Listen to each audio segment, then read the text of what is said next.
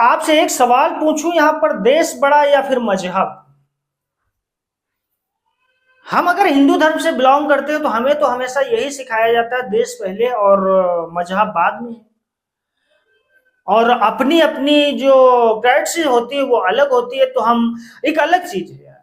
ये क्वेश्चन जो उठा था वो मोहम्मद शामी पर उठा था, क्योंकि रोजा चले और रोजा के समय मोहम्मद शामी ने एनर्जी ड्रिंक पी लिया था, और एनर्जी ड्रिंक से थोड़ा अलग होता है, प्यास लगी पी लिया, क्या हुआ, प्यासा मर जाए क्या आदमी?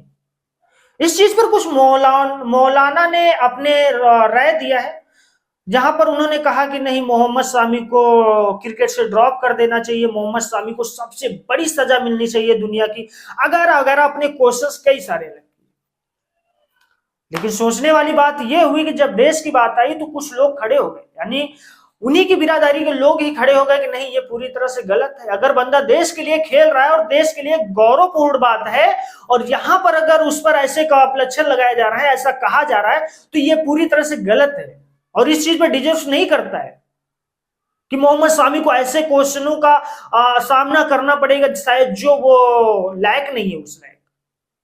अलग चीज है, समझ में आया। उस चीज पर काफी बहस हुई, समझ में आया, और मोहम्मद शामी के पक्ष में ज्यादा लोग खड़े होने का प्रयत्न किया और खड़े भी हुए। एक छोटी सी बात को अगर हम इतना बड़ा इश्यूज बना के देखेंगे तो ये एक विवाद की जड़ बनती हुई नजर आती है।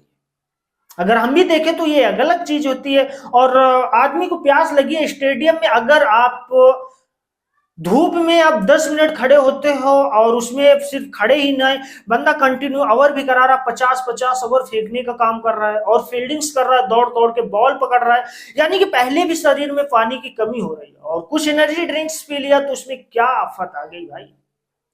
भगवान भी देख रहे हैं ना, तुम्हारे गॉड्स भी देख रहे हैं ना, तुम्हारे अल्लाह भी देख रहे हैं ना कि नहीं, किस हिसाब से भाई मोहम्मद शामी बहुत ही अच्छा खिलाड़ी है, और जिस हिसाब से यार इंडियन क्रिकेट टीम को आगे की ओर ले जाता है और जिस हिसाब से करता है, तो वो अलग हमारे लिए नहीं लगता है।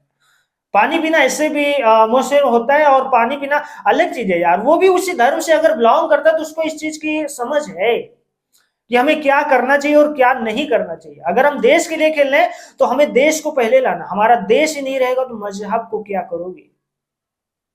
किसी देश पर अगर बात आती है ना, एक सिंपल सा फंडे को देख लेते हैं। जब किसी देश के ऊपर एक दूसरे देश अपना वार करना स्टार्ट करता है, एक जंग का ऐलान करता है, तो वहां पर आपको फिर मजहब याद आता है? मजहब आपको बचाने आता है? नहीं ना, देश ही तुम्हें बचाता है, तुम्ही को लड़ना होता है अलग अलग चीजों में। इन चीजों पर काफी रहा, हमें समझ में आया, उन महिलाओं पर हम काफी ज्यादा गर्व करते हैं जब वो मोहम्मद शामी के पक्ष में खड़े हुए और मोहम्मद शामी का सपोर्ट किए, और अलग चीजें रही। बेस्ट रहा प्रदर्शन, काफी गजब रहा। मोहम्मद शामी से हम भी सहमत हैं कि अगर आप देश के लिए खेल रहे हो, आपको जरूरत है, तो आप उस चीज को कीजिए।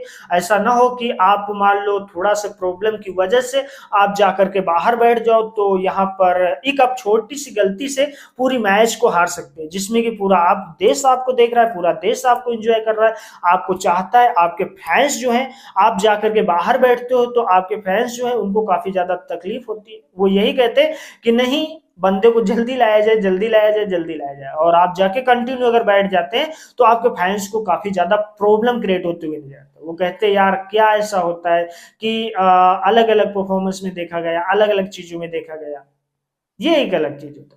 मोहम्मद शामी काफी बेस्ट विकल्प है इंडियन क्रिकेट टीम के लिए। ऐसे ही खेलते रहे और ऐसे ही बेस्ट विकल्प करते रहे, और 9 तारीख की आईसीसी चैंपियन ट्रॉफी 2025 की चमचमाती हुई मोहम्मद शामी विद इंडियंस खिलाड़ियों के हाथ में होनी चाहिए, बस यही कल्पना करेंगे। फिलहाल आप लोग क्या कहते हैं बताइएगा।